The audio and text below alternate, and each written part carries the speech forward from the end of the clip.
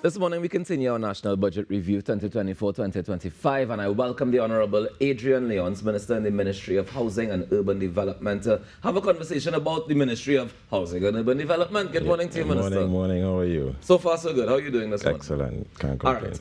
So, of course, we've been chatting about numbers all the time, and everybody's also interested in numbers. What I'm actually more interested in is tell us some of the agencies that actually fall under the Ministry of Housing and Urban Development.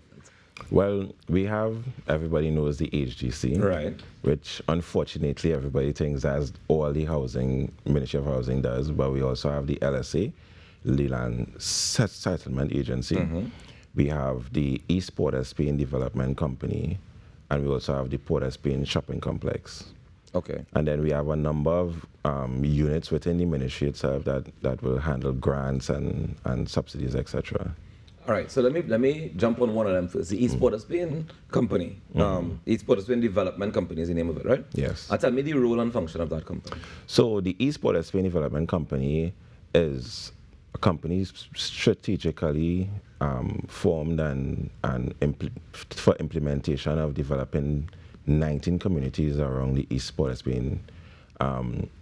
As you know, we have some issues and challenges there. So the then government, the Patrick Manning government, would have saw it fit to develop a company specifically to address some of the issues and start that urban development outside of the East Port of Spain.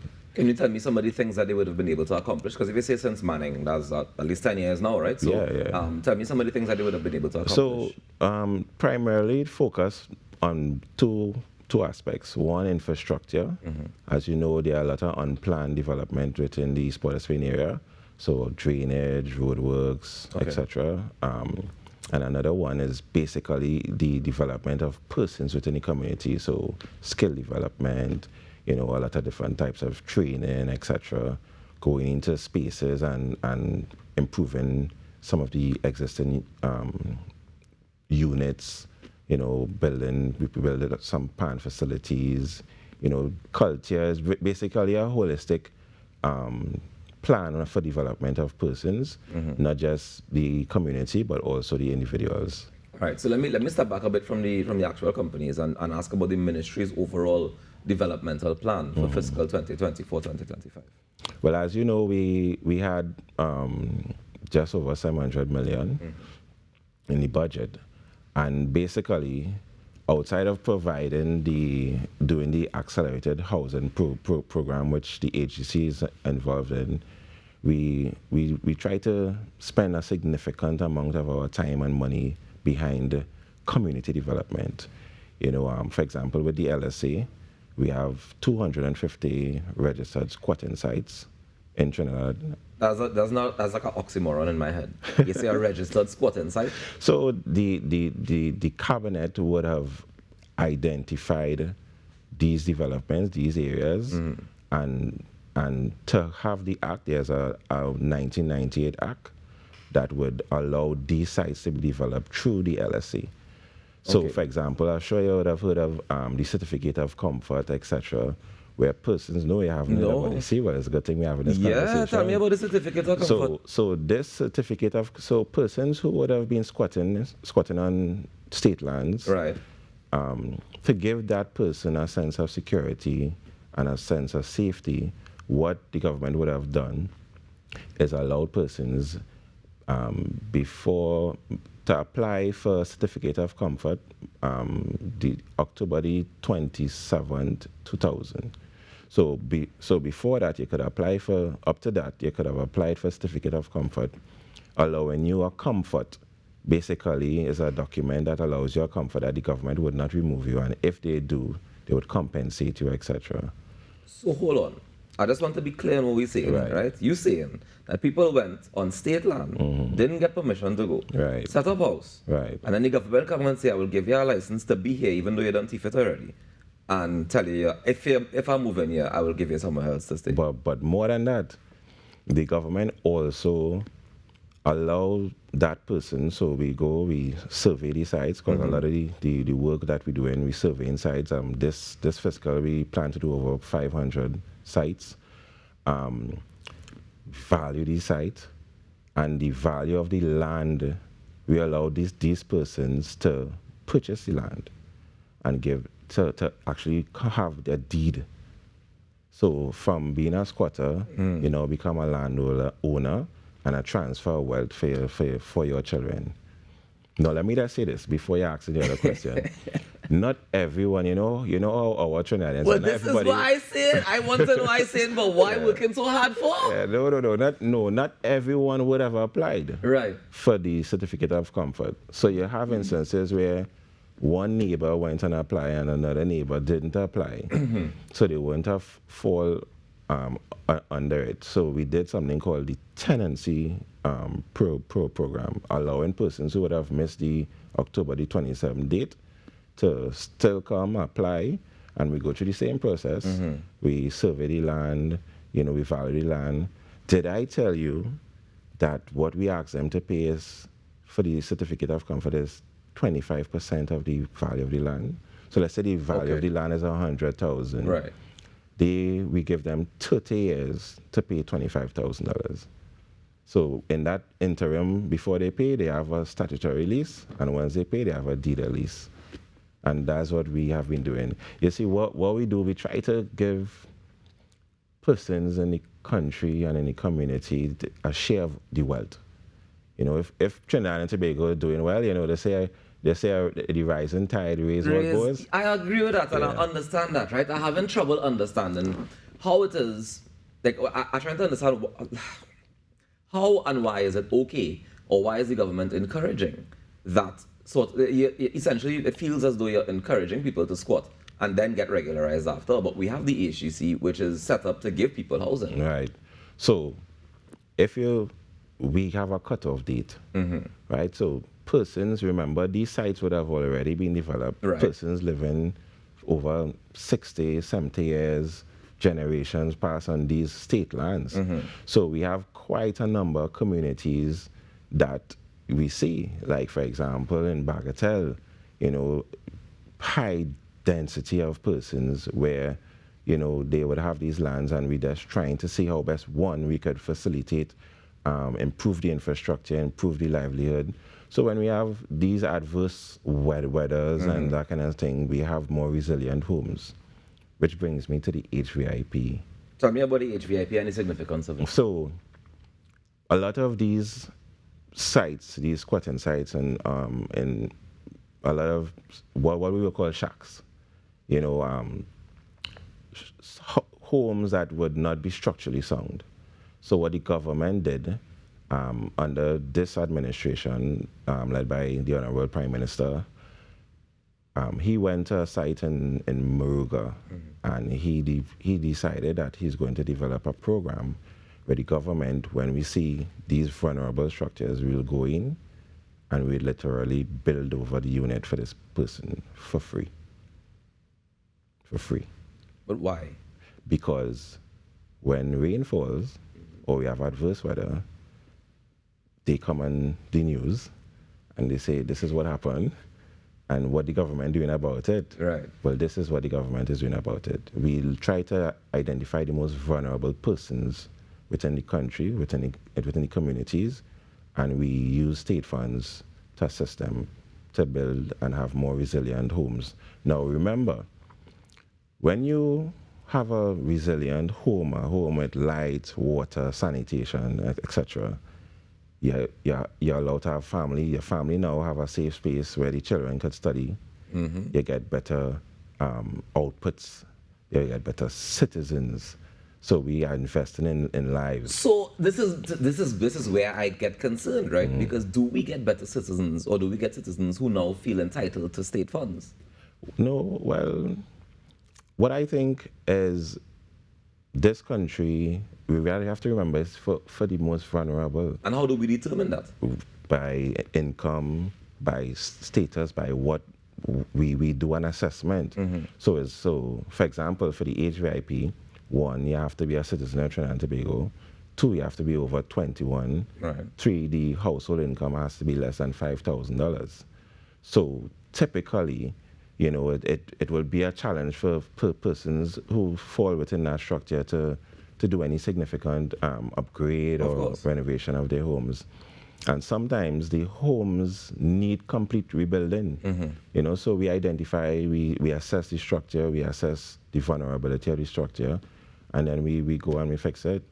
Sometimes homes don't need a complete rebuilding. So that is where we have grants.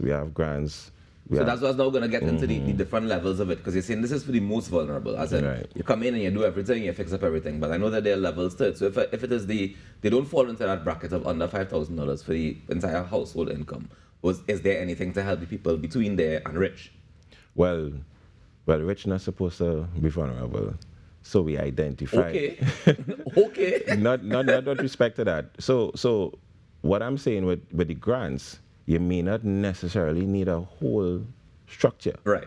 You may just need some upgrade to fix your roof, you know, or someone might be getting older and, you know, accessibility to the unit, you know, you change the accessibility per handrails, etc. Or you have an additional person in the home, you want to put an additional room, etc. So again, these grants are for household incomes with $5,000 or less. Right? As the HPI? No, the home improvement grant. Home improvement grant, right. So again, we identify the most vulnerable. There is a home subsidy for persons who have household income of $7,000 and less, where we match, we subsidize, we help subsidize what they have. So for example, they might have some money to do some work, but it mightn't be enough, you know, and we give them a subsidy up to 20 grand. Okay. Yeah. And do you assess what they want to do to determine if it's worth giving the money? State funds. Right. So we have all our officers go, do an assessment, see how viable it is, because, you know, somebody will say, well, all right, I want to fix my roof. But when you check what they want to do, it would not be enough money to finish. So we make sure that we guide them to ensure that the funds that we spend, it is spent well and the objective is achieved. So we actually give it in two tranches. We give them half, ensure that they doing the right thing, and then we give them the second half. Okay. Is that similar to the self-help program? It is similar to the self-help program. All right. Well, I know. Well, one of the questions they asked me here is about squatter regularization. Right. We just kind of spoke about that before, but I wanted to get into some of the work being done at the Port of Spain Shopping Complex Limited, because that's another company that you said falls under the ministry. Yes. Right? I mean, some of the work that they've been doing. So we try to encourage, again, you know, for vibrant communities, you have to have economic growth. You have to have encouraged persons, you know, entrepreneurs, you know, budding entrepreneurs. And we have at the Port of Spain Shopping Complex different programs where persons who would not be able to afford a space in the city, you know, as you know, rent in the city is very expensive, you know, to express, you know, their trade and, you know, their talent and sell. What we do, we provide spaces for them. We have the East Side Plaza. We have the new City Mall, where I know it has 10 City. Yeah, we have, and we're going to construct a 5-story building where the old Drag Brothers were. Yeah, so we provide these spaces, and for subsidized cost, what we will call peppercorn rates. And we also try to provide training, development, so that whatever business you're into, you know, we could push it, bring you forward to actually allow you and help you to even move out of the dependency of these subsidized spaces and have your own business. Why would I? Why would you? Yeah, why would I want to move out of a subsidized space? If you see yourself growing and building and getting and the rent's still cheap. Yeah, but then if you stay in a space where you can't grow anymore, and you have, you remember, it's also a kind of psychosocial development too. Okay. So it's not of the dependency syndrome that which we encouraging. So what are we doing to actively work on the psychosocial development? Because that is the part that is interesting. This is where the training happens. we team up with entities like Netco. So some Netco would give you a grant in some cases, and sometimes a loan based on what the requirements are. And there's coaching is basically like you're coaching somebody to become self-sustainable, to become an employer, to employ persons, and to even develop others. And Netco has the facility, or I guess they probably have other partners who have the facility and the resources to be able to do that, because you're talking about building capacity for a community or several communities, as the case may be. Of course. So we very strategic in how we partner. Even the eSports Port of Spain Development Company, there's incubator program for persons who are interested in doing business, you know, and we help fund them, we train them, etc. You know, the East Port of Spain would have partnered also with the Port of Spain Shopping Complex, and they identified 6 units where, you know, to provide for persons, give them 3 months free rent, you know, and that's, so basically allowing them to grow and give them the opportunity, you know. I remember they came on the show to chat a bit about that, to speak about the spaces that they were offering. In terms of all the development that we're talking about, all the construction, all the building of things, is there any facility in place to ensure that the members of the community directly benefit from this employment opportunity? Because just, of course, receiving the built finished products, but in terms of working on it to be able to say, well, yeah, we have income coming into the community as well. And that is the strategy of the community development. So, for example, with the HVIP, where we go into these communities, obviously, if you're going into a community where the structures are not sound, you know, you're already thinking about a socioeconomic strata that needs developing. Right. So what we do, we encourage persons within the community, companies, to even develop their companies. We help them, we guide them, we register them, we get them on the OPR, you know, we get them legal, and we encourage these same persons to be able to build within their community. So it's developing your community, and also at the same time bringing employment and having that economic growth within the space. Now, as an idea, it's beautiful and it's brilliant. Do we have any actual examples of that having happened? Yes, of course. Share with the nation, because I know people doubt, because they may not see it and they may not know that it happens. And politicians come on and people come on and they talk about it and they say we're doing this and we're doing that, but some people look at the chance to see it. Well, so give them examples. In my community, right, I am also the Member of Parliament for Laventille East Mover. There are several spaces, Cipriani Avenue, Coconut Drive, Malik, you know, where persons from within the community would have actually done and developed those same structures, you know, and I'm quite proud of that particular program. To me, that program that's like a magic program, because, you know, you think about, you see persons, you know, having challenges, and for the government to be able to step in and transform your whole life, you know, and give you hope, you know, that's incredible. How long does that hope last? Well, when you plant seeds of hope, it flourishes, it blossoms, and it blooms, and it spreads, and it goes and goes and grows and grows. Well, I hope that we can continue to plant those seeds so that we will continue to grow and blossom and make a better Trinidad and Tobago tomorrow. Of course, of course. Thank you, Minister, so much for joining us this morning. And all the best. Enjoy the rest of your day. Ladies and gentlemen, the Honorable Adrian Leonce, Minister in the Ministry of Housing and Urban Development, joining us this morning to chat about some of the work that they're doing. We take a quick break and we come back with more on the Now Morning Show. Stick around.